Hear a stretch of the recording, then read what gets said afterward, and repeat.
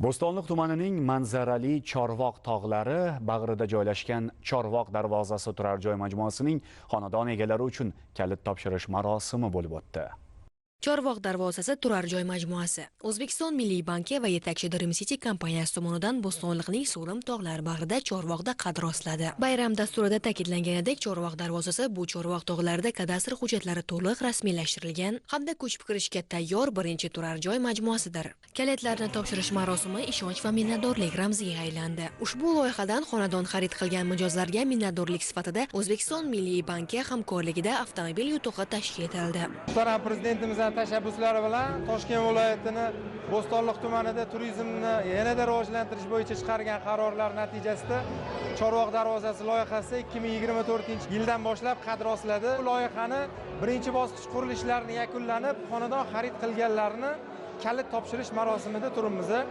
Ushbu loyihamiz hozirgi kunda 655 ta kvartiralardan, ya'ni apart otellardan tashkil topgan bo'lib, 30 ming kvadratdan ortiq maydonda xonadonlar hamda 10 ming kvadratdan ortiq maydonda savdo xizmat ko'rsatish shoxobchalari, do'konlar va zamonaviy Windham mehmonxonasi ham qurildi. Hozirgi kunda loyihamizning birinchi bosqichida 655 ta xonadon mavjud bo'lib, 50% dan oshiq xonadonlar o'z xaridorlariga, o'z egalarini topdi. Hudud zamonaviy makonga aylangan. Unda shahar qulayligi va Chorvoq tabiatining uyg'unligi mujassam. Xonadonlar 24 kvadrat metrdan 142 metr kvadratigacha bo'lgan turli maydonga ega bo'lib, yashash uchun to'liq tayyor. Obodonlashtirilgan hududda bolalar va sport maydonchalari, sayr zonalari hamda rivojlangan infratuzilma mavjud. Ahamiyatlisi, barcha kalit olgan fuqarolar minnatdor.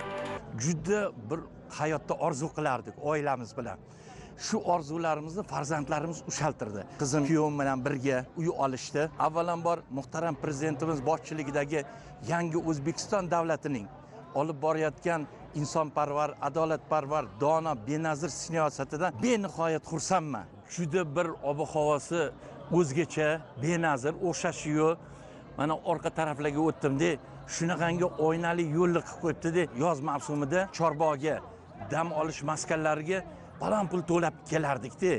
Mana endi o'zimizni shaxsiy uyimizni, ya'ni Chorvoq darvozasidan bir shinamgina uyni sotib olishi, peshonamizga bitishi bu biz uchun baxt, ota-onalar uchun baxt.